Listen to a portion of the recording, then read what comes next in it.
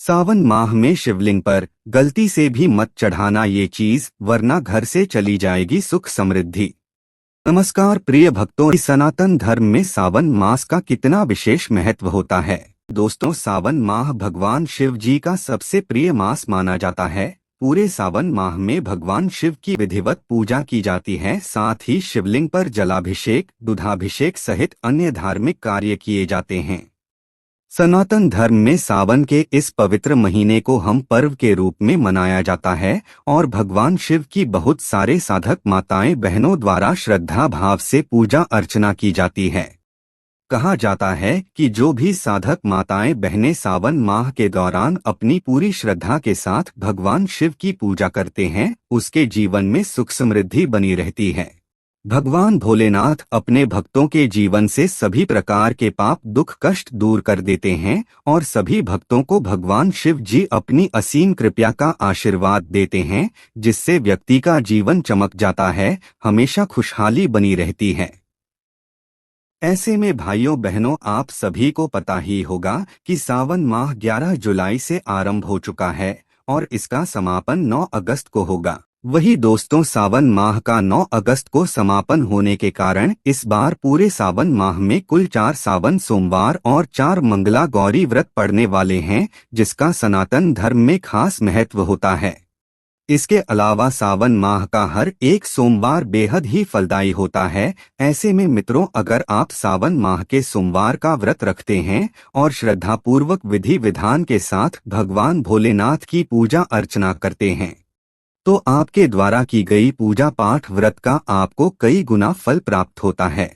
साथ ही बड़े बुजुर्ग कहते हैं कि सावन माह में नियमित व्रत रखने से धन दौलत में बरकत होती है, जीवन में होने वाली घटनाएं भी टल जाती है और जीवन में सुख समृद्धि बनी रहती है। ऐसे में आप सावन माह में व्रत नहीं रखते हैं तो आपको रखना चाहिए, क्योंकि भक्तों, आप सभी यह बात अच्छी तरह से जानते हैं कि सावन का पवित्र महीना साल में केवल एक ही बार आता है और हमें केवल एक ही बार यह मौका प्राप्त होता है।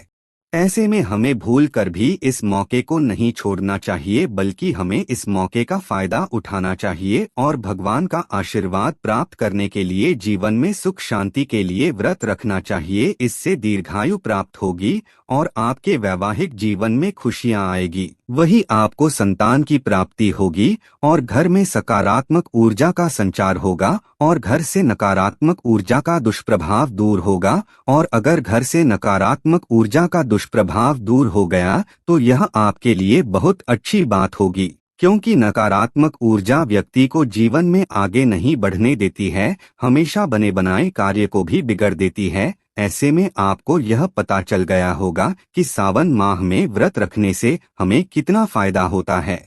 इसके अलावा आप में से कई भक्तजन भगवान शिव जी के प्रति अपनी श्रद्धा प्रकट करने के लिए गंगा नदी में स्नान करते हैं, दान करते हैं। साथ ही सावन महीने में ही भगवान शिव के निमित्त भक्तों द्वारा कांवड़ भी लाई जाती है, जिसे सावन महीने की शिवरात्रि के दिन उचित विधि विधान से भगवान शिव जी के मंदिर में अर्पित किया जाता है। वैसे तो साल भर में भगवान शिव की भक्ति की जाती है, लेकिन सावन मास में भगवान शिव की पूजा अर्चना करने से मनचाही इच्छा जल्द ही पूरी होती है, क्योंकि इस समय भोले बाबा धरती पर वास करते हैं। साथ ही सावन माह में नित्य रूप से शिवलिंग पर जल अर्पित करना चाहिए, क्योंकि शिवलिंग पर जल चढ़ाने से विशेष फलों की प्राप्ति होती है। ऐसे में सावन महीने के सोमवार के दिन जिन कन्याओं को अच्छे वर की चाहत है या जो महिलाएं अपने पति के साथ अपने रिश्ते को मजबूत बनाए रखना चाहती हैं, उन्हें सावन माह में व्रत जरूर करना चाहिए। ऐसे में आप सावन माह में व्रत रखकर शिवलिंग पर जल अर्पित कर सकते हैं। साथ ही कई साधक भगवान शिव जी की कृपा पाने के लिए सावन माह में शिवलिंग पर कुछ भी चीज चढ़ा देती है, चाहे फिर वह किसी भी प्रकार की चीज है। ऐसे में यह बहुत गलत है, क्योंकि हमें सिर्फ वही चीज भगवान शिव जी को या फिर शिवलिंग पर अर्पित करनी चाहिए जो भगवान शिव जी की प्रिय है। ऐसे में हमें यह देखना चाहिए कि हम जो चीज शिवलिंग पर अर्पित कर रहे हैं वह भगवान शिव को प्रिय है या नहीं। अगर आप सावन माह में शिवलिंग पर ऐसी चीज चढ़ा देते हैं जो भगवान शिव को प्रिय नहीं है, तो भगवान शिव जी आपसे रुष्ट हो सकते हैं, जिससे भाइयों बहनों आपको व्रत करने का, पूजा पाठ करने का फल प्राप्त नहीं होगा, बल्कि आपको फायदे की जगह नुकसान होगा और आपकी मनोकामना भी अधूरी रह सकती है। फिर आप कहेंगे कि हमने तो भगवान शिव की सच्चे मन से पूजा अर्चना की थी, व्रत किया था, लेकिन फिर भी हमें शुभ फल नहीं देखने को मिले, बल्कि हमको जीवन में अभी भी कठिन समस्याओं का सामना करना पड़ रहा है। तो ऐसे में भाइयों बहनों, मैं आपको इस वीडियो के माध्यम से बताऊंगा कि सावन माह में, चाहे फिर सावन माह का सोमवार हो, शिवरात्रि हो, आपको शिवलिंग पर कौन सी चीज भूल कर भी नहीं चढ़ानी चाहिए। लेकिन अगर आप भगवान भोलेनाथ के सच्चे भक्त हैं और चाहते हैं कि आप स्वस्थ रहे, आप और आपके समस्त परिवार पर भगवान शिव जी और माता पार्वती का आशीर्वाद सदैव बना रहे, तो इस वीडियो को अपनी श्रद्धा से लाइक करे और चैनल को सब्सक्राइब कर ले और कमेंट बॉक्स में श्रद्धा भाव सच्चे मन से हर हर महादेव, ओम नमः शिवाय लिखकर भगवान शिव जी के प्रति अपनी श्रद्धा जरूर प्रकट करें। तो चलिए भक्तों, आपको बताते हैं कि सावन माह में कौन सी चीज शिवलिंग पर बिल्कुल भी अर्पित नहीं करनी चाहिए। नंबर 1, शिवलिंग पर हल्दी। माताएं बहनों, सावन महीना बड़ा ही पवित्र और भगवान शिव का प्रिय महीना होता है। इस महीने में भगवान शिव जी की पूजा का अलग ही महत्व होता है। लेकिन सावन माह में आप सभी एक बात हमेशा याद रखना, शिवलिंग पर कभी भी हल्दी नहीं चढ़ानी चाहिए। हल्दी सुहाग का प्रतीक होती है और भोलेनाथ तो स्वयं एक सन्यासी हैं, उन्होंने मोहमाया को त्याग दिया था, इसलिए उन्हें सुहाग से जुड़ी चीजें अर्पित करना सही नहीं माना जाता है। ऐसे में कई बार लोग श्रद्धा में आकर जो हाथ में आया वहीं शिवलिंग पर सब कुछ चढ़ा देते हैं, जो कि गलत होता है और इसका प्रभाव आपके जीवन और आपकी आर्थिक स्थिति पर पड़ सकता है। ऐसे में भक्तजनों, अगर आप देवों के देव महादेव को खुश करना चाहते हैं तो वही चढ़ाएं जो उन्हें प्रिय हो। ऐसा करने से आपके अन्न धन के भंडार भर जाएंगे, आपकी आर्थिक स्थिति मजबूत होगी और रिश्तों में भी मधुरता आएगी। नंबर 2, बेलपत्र। आप सभी अच्छी तरह से जानते होंगे कि बेलपत्र भोलेनाथ को सबसे प्रिय है और आप भी शिवलिंग पर बेलपत्र तो जरूर अर्पित करते होंगे, लेकिन इसमें भी नियम होते हैं। कई लोग सोचते हैं कि शिवलिंग पर टूटा हुआ बेलपत्र भी चलेगा, लेकिन इसका जवाब है नहीं, क्योंकि हमेशा शिवलिंग पर बिना कटा फटा हुआ बेलपत्र अर्पित करना चाहिए। अगर पत्ता ज्यादा बड़ा हो या पत्ता अधूरा हो तो उसे शिवलिंग पर नहीं चढ़ाना चाहिए। उदाहरण के लिए, जैसे आप किसी को आधा फल दोगे तो वो कैसा लगेगा, वैसे ही भगवान को भी अधूरी चीज देना सही नहीं है।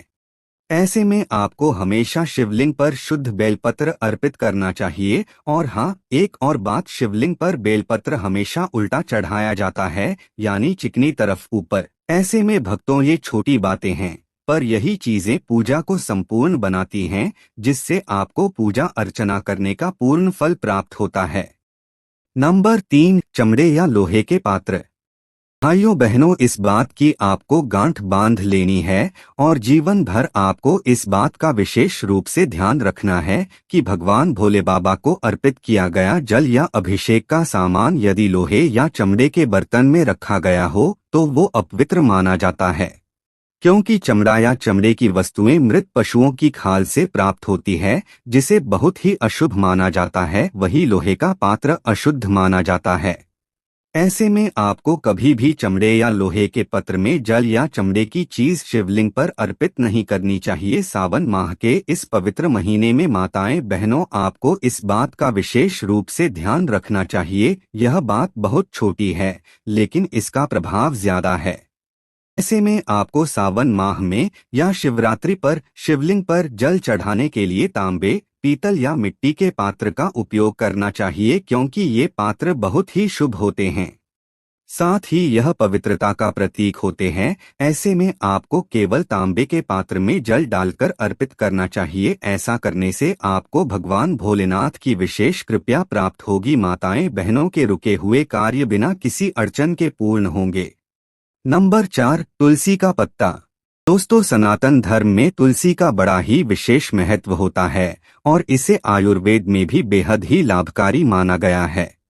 ऐसे में तुलसी माँ भगवान विष्णु की प्रिय हैं और माता लक्ष्मी की प्रतीक होती है। वही तुलसी के बिना विष्णु पूजा अधूरी मानी जाती है। लेकिन बात भगवान शिवजी की हो तो भाई आप ये बात कान खोलकर सुन ले कि तुलसी शिवलिंग पर अर्पित करना वर्जित होता है। जी हाँ, आपने सही सुना। पुराणों में साफ लिखा है कि तुलसी माता ने एक बार भगवान शिव जी को श्राप दिया था, इसलिए उनका संबंध भगवान शिव से टूट गया।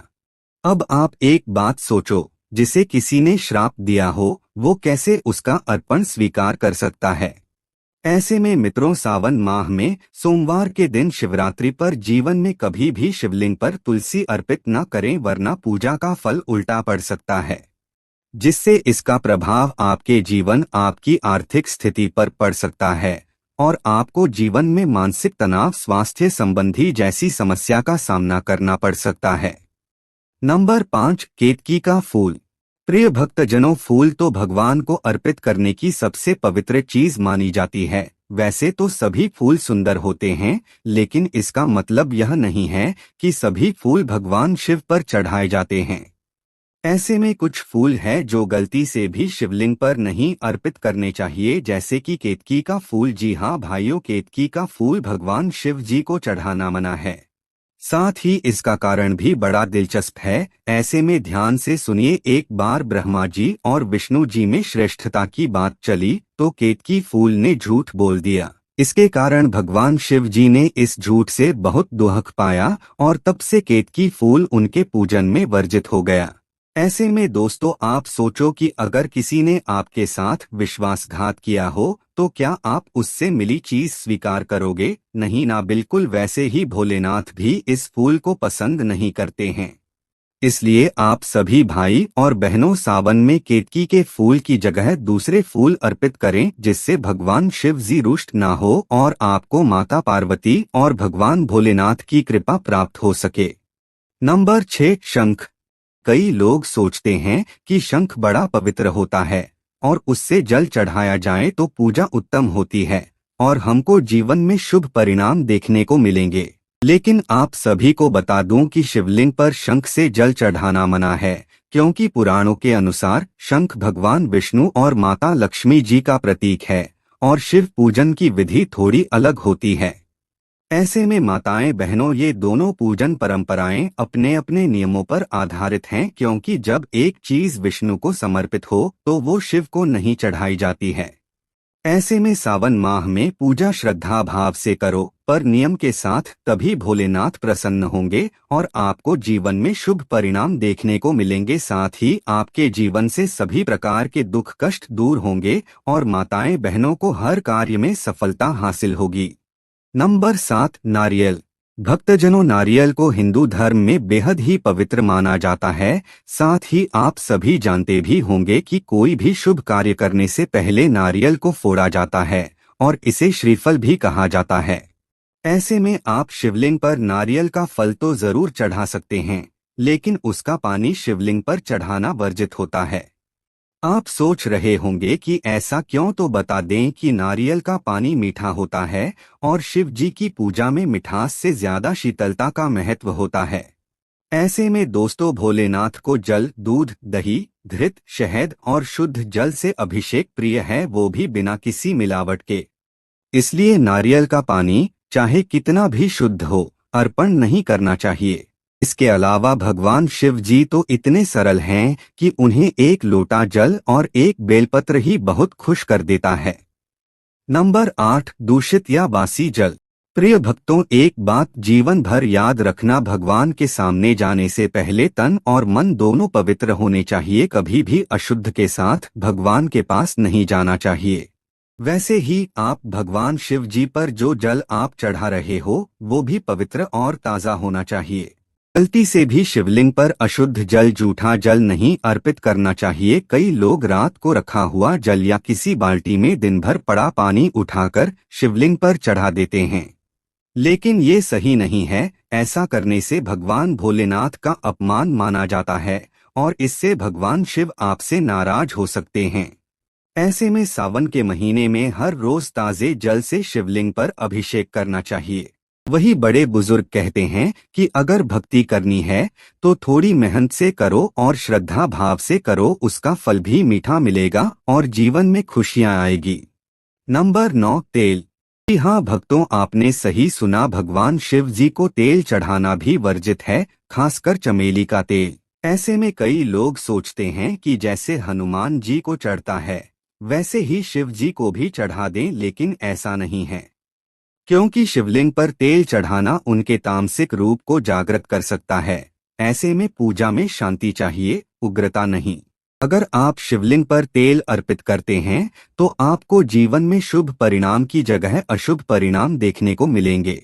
आपके बने बनाए कार्य बिगड़ सकते हैं, आपके रिश्तों में कड़वाहट उत्पन्न होगी और इसका प्रभाव आपकी आर्थिक स्थिति पर भी पड़ सकता है और आपको मानसिक तनाव जैसी समस्या का सामना करना पड़ सकता है। नंबर 10, चावल। कई भक्तजन शिवलिंग पर चावल तो अर्पित कर देते हैं, लेकिन वह यह नहीं देखते हैं कि चावल शुद्ध है या अशुद्ध, न ही वह यह देखते हैं कि चावल साबुत है या टूटे हुए। आप में से बहुत सारे लोग ये गलती करते हैं, जो कि बहुत बड़ी गलती है।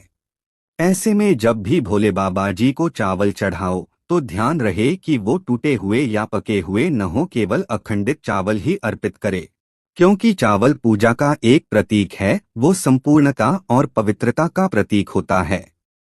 ऐसे में अगर आप टूटा हुआ या पका हुआ चावल चढ़ाते हो तो वो अपवित्र माना जाता है।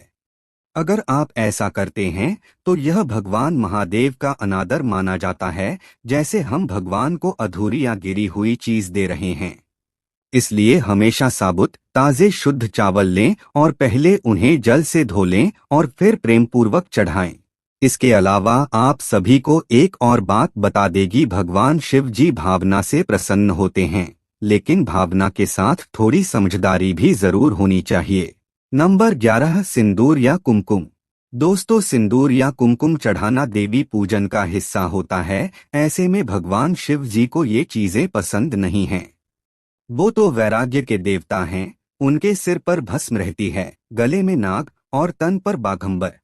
ऐसे सन्यासी देवता को सुहाग की निशानी देना ये ठीक नहीं है। इसके अलावा शास्त्रों में भी बताया गया है कि जो चीज देवी को प्रिय है वो शिव को नहीं चढ़ानी चाहिए। साथ ही सिंदूर सुहाग की सामग्री होती है, इसका प्रयोग महिलाएं करती है। ऐसे में आपको शिवलिंग या फिर भगवान शिव जी को यह चीज अर्पित नहीं करनी चाहिए, वरना आपका सुख सौभाग्य दुर्भाग्य में बदल सकता है, जिससे माताएं बहनों आपको जीवन में कठिन समस्याओं का सामना करना पड़ सकता है। नंबर 12, लाल रंग के फूल। जी हाँ भक्तों, लाल रंग बहुत तेजस्वी और उग्र माना जाता है। साथ ही ये देवी शक्ति का रंग है, शक्ति की पूजा में लाल फूल चढ़ते हैं। लेकिन भोलेनाथ तो शांत स्वभाव के हैं, शीतलता के प्रतीक हैं। ऐसे में उन्हें सफेद, नीले या हल्के रंगों के फूल पसंद हैं। ऐसे में आपको शिवलिंग पर लाल गुलाब, लाल गेंदा या गुड़हल ये शिव पूजा में नहीं चढ़ाए जाते हैं।